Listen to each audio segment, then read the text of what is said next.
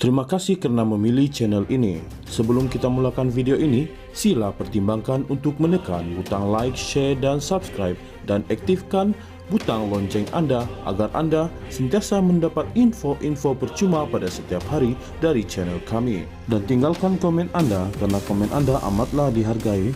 Terima kasih.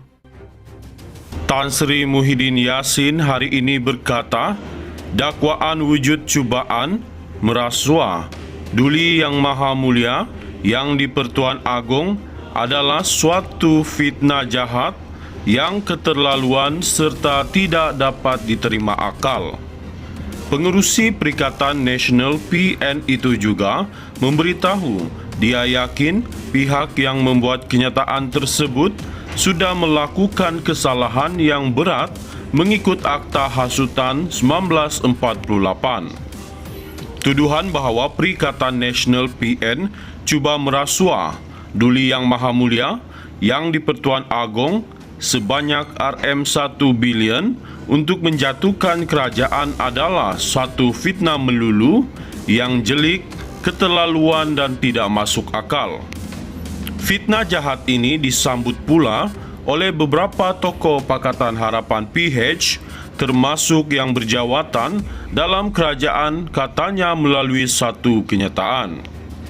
Tuduhan mengenai cubaan merasuah Duli Yang Maha Mulia yang di-Pertuan Agong dengan dana yang begitu besar muncul melalui dakwaan di internet sebelum ia diadukan kepada pihak berkuasa oleh pegawai Perdana Menteri.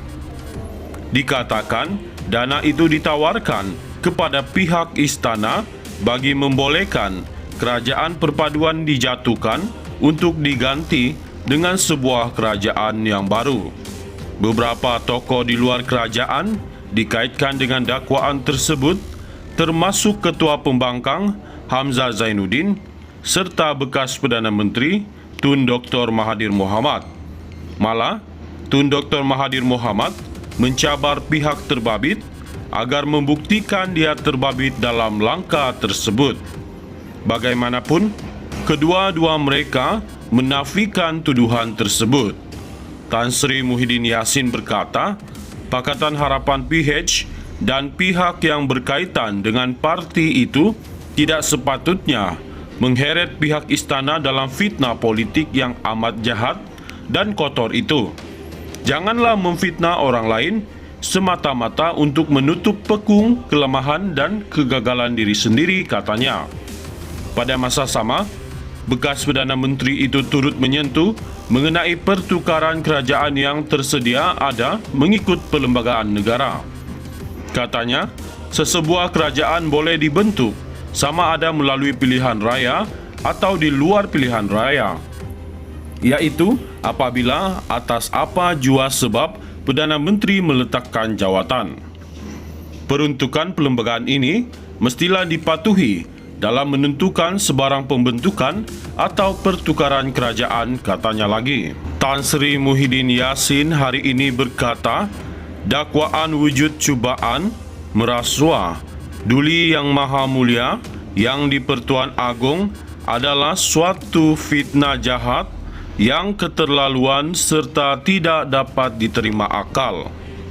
Pengerusi Perikatan Nasional PN itu juga memberitahu dia yakin pihak yang membuat kenyataan tersebut sudah melakukan kesalahan yang berat mengikut Akta Hasutan 1948. Tuduhan bahawa Perikatan Nasional PN cuba merasuah Duli Yang Maha Mulia yang di-Pertuan Agong sebanyak RM1 bilion untuk menjatuhkan kerajaan adalah satu fitnah melulu yang jelik, keterlaluan dan tidak masuk akal. Fitnah jahat ini disambut pula oleh beberapa tokoh Pakatan Harapan PH termasuk yang berjawatan dalam kerajaan katanya melalui satu kenyataan. Tuduhan mengenai cubaan merasuah Duli Yang Maha Mulia yang di-Pertuan Agong dengan dana yang begitu besar muncul melalui dakwaan di internet sebelum ia diadukan kepada pihak berkuasa oleh pegawai Perdana Menteri. Dikatakan dana itu ditawarkan kepada pihak istana bagi membolehkan kerajaan perpaduan dijatuhkan untuk diganti dengan sebuah kerajaan yang baru. Beberapa tokoh di luar kerajaan dikaitkan dengan dakwaan tersebut, termasuk Ketua Pembangkang Hamzah Zainuddin serta bekas Perdana Menteri Tun Dr. Mahathir Mohamad. Malah, Tun Dr. Mahathir Mohamad mencabar pihak terbabit agar membuktikan dia terbabit dalam langkah tersebut. Bagaimanapun, kedua-dua mereka menafikan tuduhan tersebut. Tan Sri Muhyiddin Yassin berkata, Pakatan Harapan PH dan pihak yang berkaitan dengan parti itu tidak sepatutnya mengheret pihak istana dalam fitnah politik yang amat jahat dan kotor itu. Janganlah memfitnah orang lain semata-mata untuk menutup pekung kelemahan dan kegagalan diri sendiri, katanya.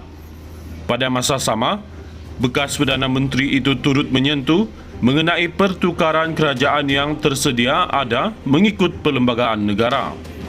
Katanya, sesebuah kerajaan boleh dibentuk sama ada melalui pilihan raya atau di luar pilihan raya, iaitu apabila atas apa jua sebab Perdana Menteri meletakkan jawatan. Peruntukan perlembagaan ini mestilah dipatuhi dalam menentukan sebarang pembentukan atau pertukaran kerajaan, katanya lagi. Tan Sri Muhyiddin Yassin hari ini berkata, dakwaan wujud cubaan merasuah Duli Yang Maha Mulia yang di-Pertuan Agong adalah suatu fitnah jahat yang keterlaluan serta tidak dapat diterima akal. Pengerusi Perikatan Nasional PN itu juga memberitahu dia yakin pihak yang membuat kenyataan tersebut sudah melakukan kesalahan yang berat mengikut Akta Hasutan 1948. Tuduhan bahawa Perikatan Nasional PN cuba merasuah Duli Yang Maha Mulia yang di-Pertuan Agong sebanyak RM1 bilion untuk menjatuhkan kerajaan adalah satu fitnah melulu yang jelik, keterlaluan dan tidak masuk akal. Fitnah jahat ini disambut pula oleh beberapa tokoh Pakatan Harapan PH, termasuk yang berjawatan dalam kerajaan, katanya melalui satu kenyataan.